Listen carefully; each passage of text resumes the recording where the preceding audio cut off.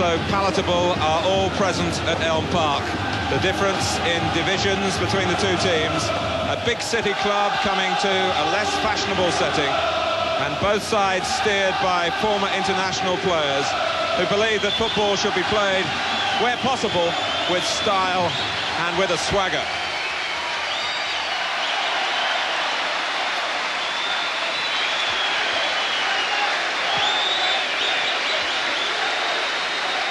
They've really worked hard to make it a special occasion here at Elm Park.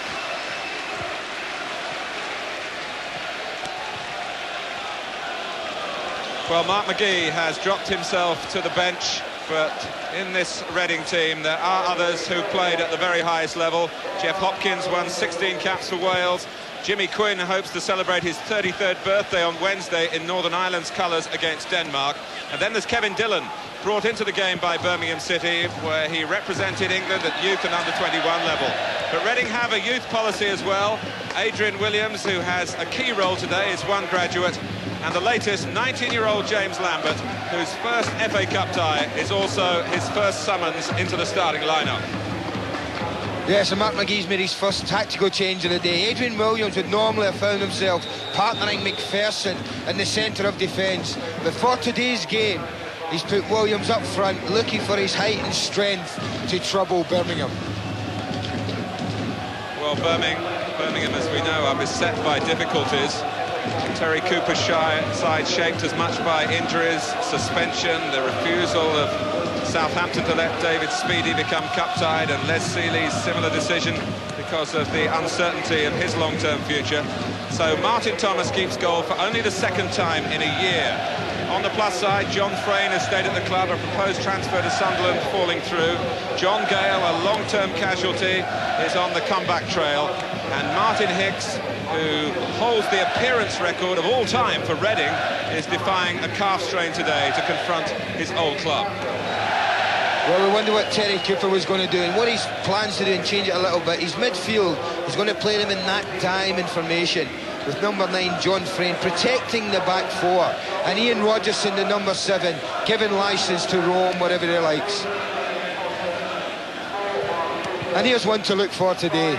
Martin Hicks there coming back here to Reading against the experienced Jimmy Quinn. Whoever wins that battle could go a long way to determining the result of the game.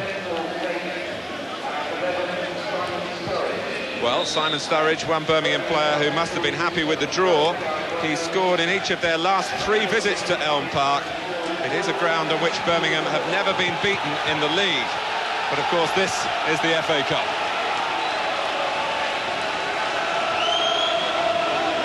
Birmingham played in the Anglo-Italian competition in midweek. Ron Groves refereed in it in Italy, the tie between Lucchese and Newcastle United.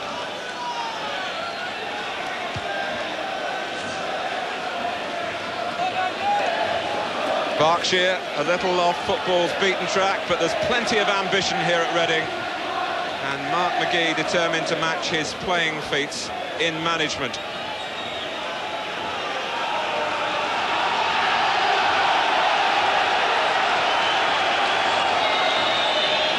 Reading kick-off. Tom Jones playing at right back, wearing number 11. And in that position for Terry Cooper's team is Paul Holmes, one of a number of players who've been on the treatment table this week, and he might be on again after a tackle like that. It's a free kick to Birmingham. He played in the Torquay team that knocked Birmingham out in the first round last season. Moved to St Andrews in the summer.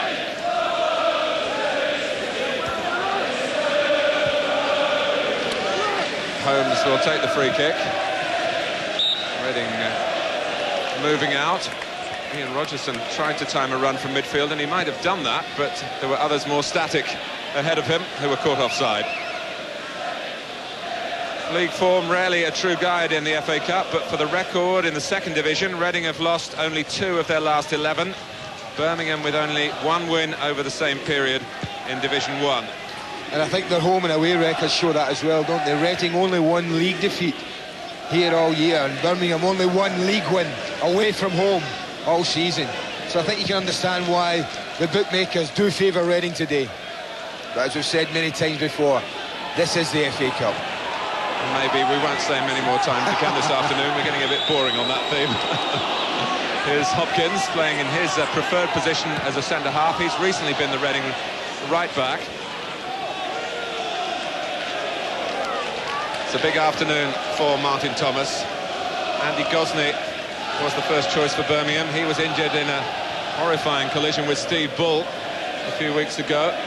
Then Les Seeley, of course, came on loan from Aston Villa. But although Ron Atkinson left it down to the player, there's feeling that he probably won't join Birmingham on a permanent basis, and it's better from his point of view not to be here today. Martin Thomas, I'm sure, is grateful for that decision. Steve Francis is his opposite number. Hicks beaten in the air. There's Williams, the number 5, playing up front. Put forward quickly by Jones. And James Lambert trying to get into the picture here. He's done that. It's a cross that's just too high for Williams. But you noted, I'm sure, the roar of anticipation. And for a player who's only been in the first team on 8 occasions as a substitute, he's got quite a reputation with the fans. They were delighted when they heard that he was in the starting lineup this afternoon. Got a great reception when the team was announced over the public address system here. Yeah, one thing he doesn't suffer from is certainly lack of confidence, and that will have, his little piece of action there will have given him a little boost that he needs early on in the game.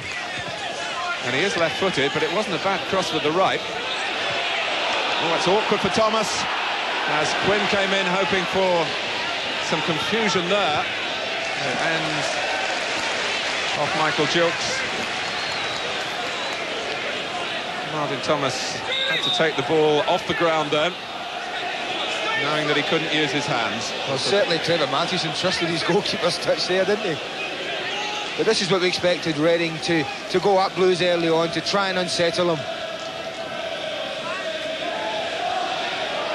And when we say Blues, of course, that's Birmingham's nickname. They are in the white today. There was some confusion with the 2 sets of kit here. Birmingham expected to wear all white. As you can see, the referee wasn't happy with that and suggested the blue shorts. But it's very much a blue and white afternoon all round.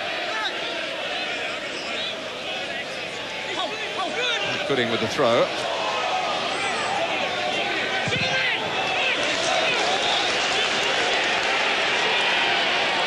Williams trying to provide some service there for the much-travelled Quinn, who's never been short of work.